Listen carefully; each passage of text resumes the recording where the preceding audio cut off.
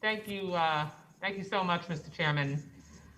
Similar to what we see now in Texas, right after the 2020 election supervisors and Florida Governor DeSantis heaped praise on the election process. He said, quote, "The way Florida did it inspires confidence, and I think that's how elections should be run." Yet just a few months later, DeSantis changed his tune because Donald Trump was emotionally incapable of accepting the results of the 2020 election, and he needed to whip the fringe of his party into a frenzy to further his own aspirations. The result was a Florida voter suppression bill that mirrors what we see proposed in Texas, making voter registration harder, limiting voting by mail, and curbing the secure ballot drop boxes 1.5 million Floridians used in 2020. These blatantly anti-democratic bills are a solution in search of a problem, at the very least. During the pandemic, our state and nation experienced a rare expansion of ballot access. We not only allowed people to stay safe, but also gave flexibility to communities of color who too often face voting obstacles. Representative Thompson, it's so good to see you again. Harris County, home of Houston, which you represent, led the way in expanding opportunities to voting last year.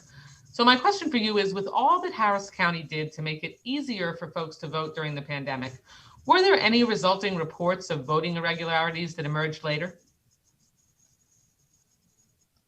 It's for you, Ms. Thompson. I do not recall any, Debbie.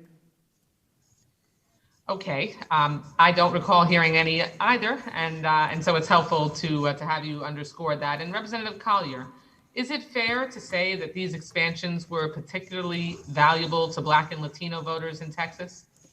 Yes, thank you. Absolutely. We found that African Americans often have two jobs, and so being able to vote during the 24-hour period is very helpful. Being able to have drive-through voting is also helpful for those who have children. So these were mechanisms, and I'm not aware of any instances of voter fraud that have been prosecuted related to those mechanisms. Thank you.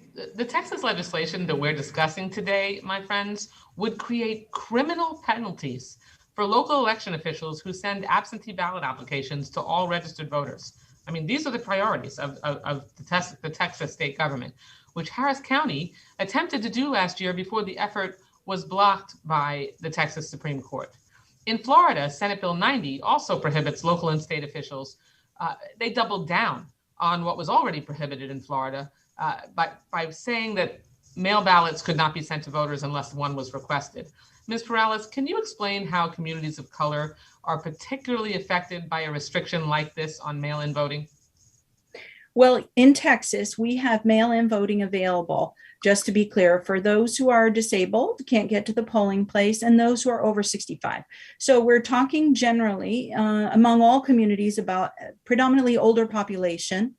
I'm sorry, just to be clear, I'm asking you about a restriction on not being able to proactively, for a local official to not be able to proactively send out a ballot.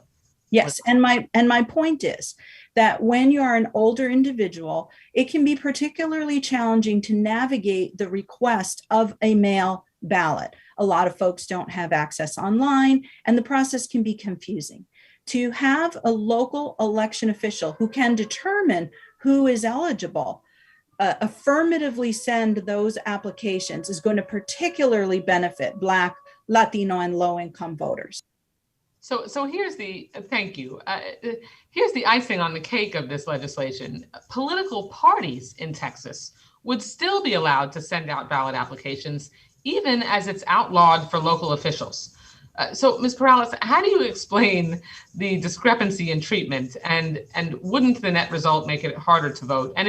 And then Representative Collier, if you were designing a bill to combat voter fraud, which should be all of our goal, obviously, if there really is voter fraud, would you have started by targeting local election officials?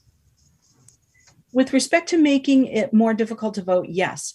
If somebody receives an application for ballot by mail and they want to fill it out and choose to fill it out, that is going to make voting more accessible for them.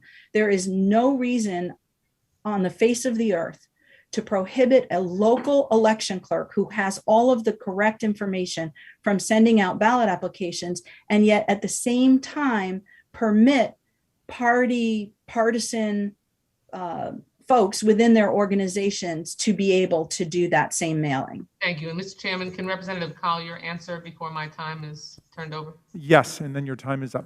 Thank you so Ms. much. Collier. Thank you, Mr. Chairman. I would say yes, local control is absolutely important because those individuals who are on the ground have a better grasp of what is going on in their community and can address the needs of their community. I appreciate it. I yield back the balance of the time. I thank the gentlelady, and I now recognize Representative Nancy Mace for her 5 minutes of questioning.